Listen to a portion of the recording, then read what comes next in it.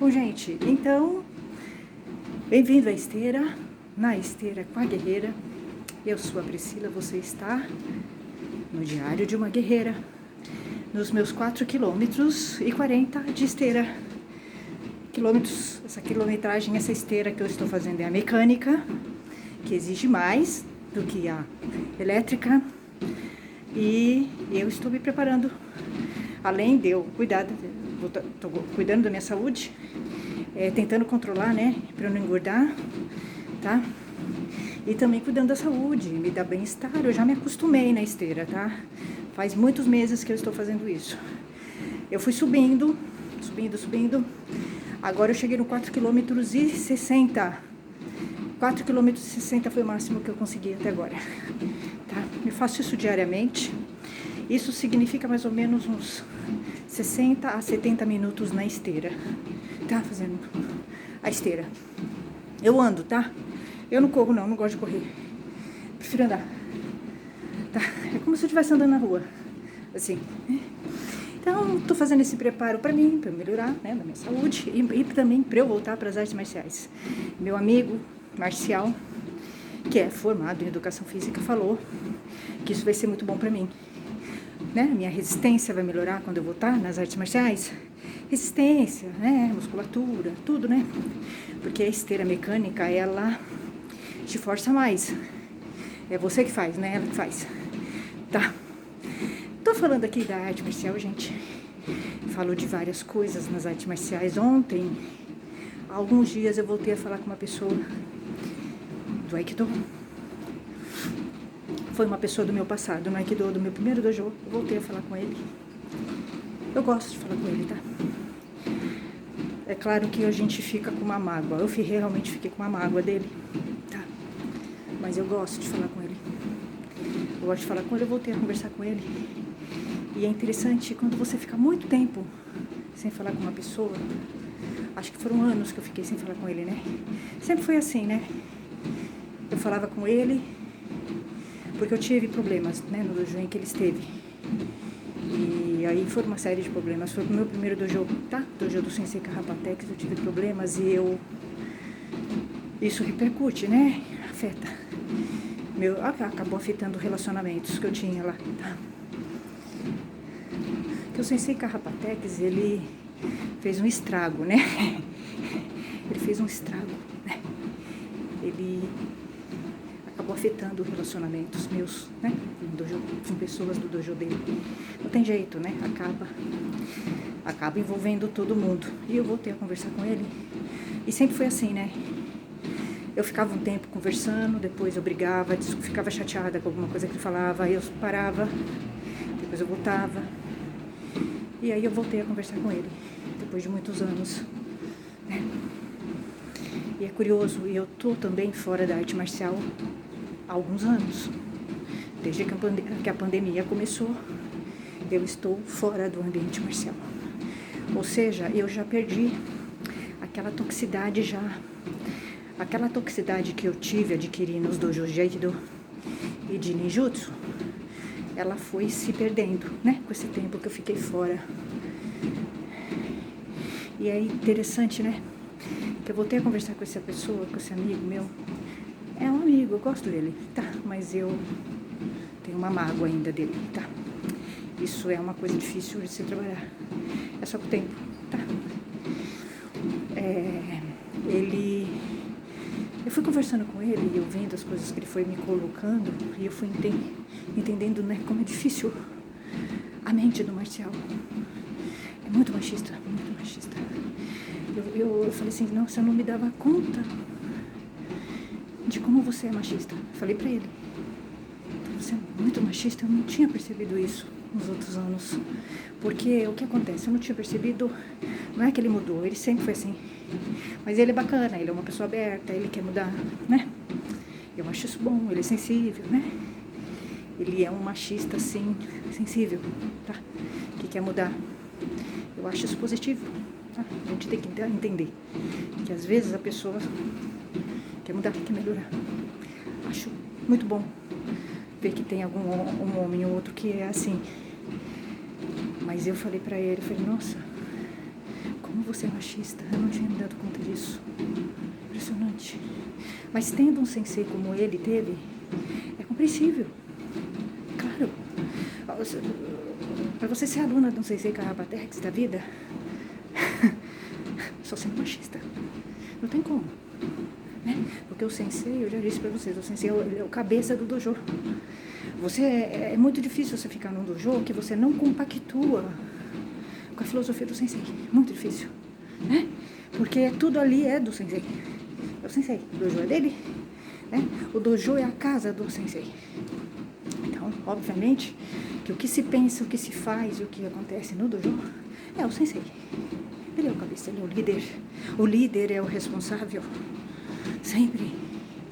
Se você tiver que discutir alguma coisa, discuta com o líder, não com os súditos. Tá? Então eu fui conversando com ele foi falando umas coisas de relacionamento, de aluno com aluna, com sensei. Essa sempre foi uma conversa muito difícil para ter com ele, com esse amigo meu, tá? Quando eu conto pra ele o que aconteceu no dojo, do sensei dele, é sempre muito difícil. Tá? É um diálogo difícil pra mim. Porque às vezes eu acho que ele questiona o que eu tô contando. E o que eu tô contando é verdade. Tá? O sensei dele é sociopata doente, não assume o que faz. Aí fiquei sabendo que o sensei dele, Carrapatex, foi embora, parou de dar aula de Aikido. Não importa. Isso não exime o sensei Carrapatex do que ele fez. Ele causou danos à minha vida e à vida de muitas outras pessoas, com certeza. Isso não exime. O que ele fez, tá feito. Não dá pra arrumar. Tá?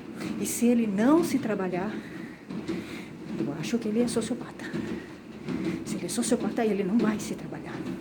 Ele vai levar esse comportamento dele doentio para onde ele for. Não importa, não é o Aikido, não é o dojo de Aikido. Ele vai levar com ele e vai repetir.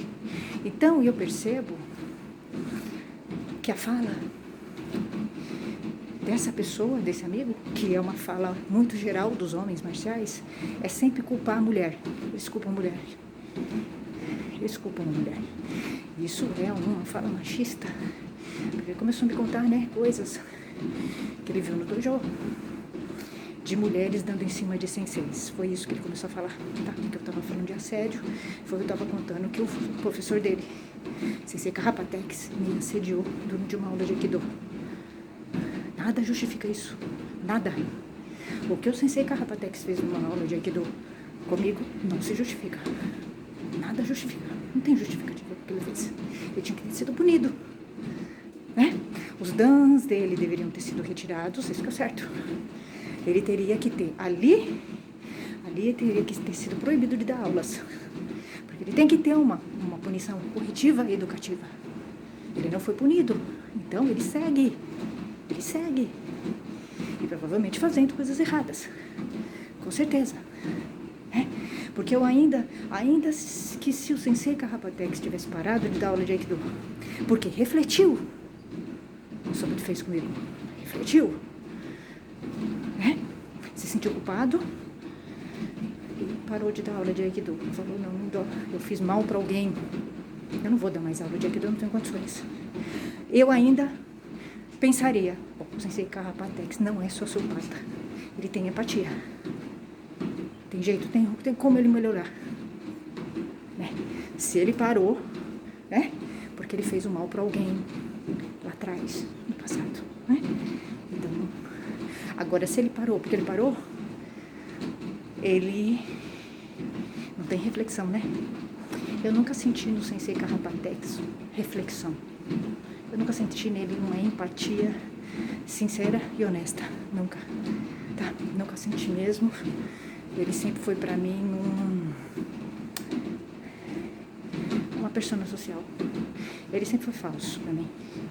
Tanto que no último diálogo que nós tivemos, ele jogou pra mim.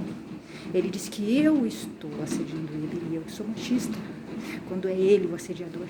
Mas é normal. O assediador, ele faz isso.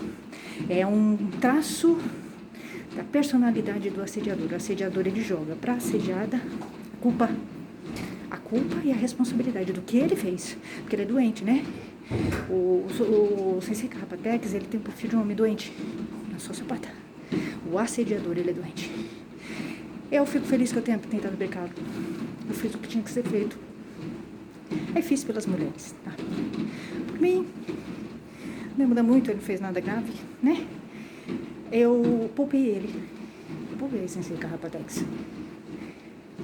Eu tive dó dele. Porque eu podia ter ido mais longe. Muito mais longe.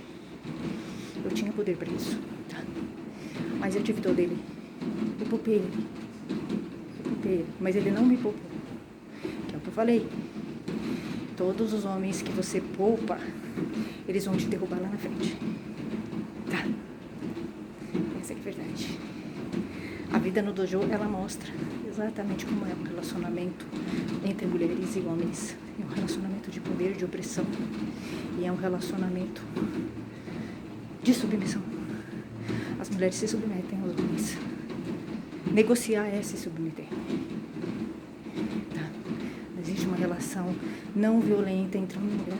Entre homem e mulher, a relação é violenta. Por isso que eu discuto essa questão aí do pessoal do Aikido.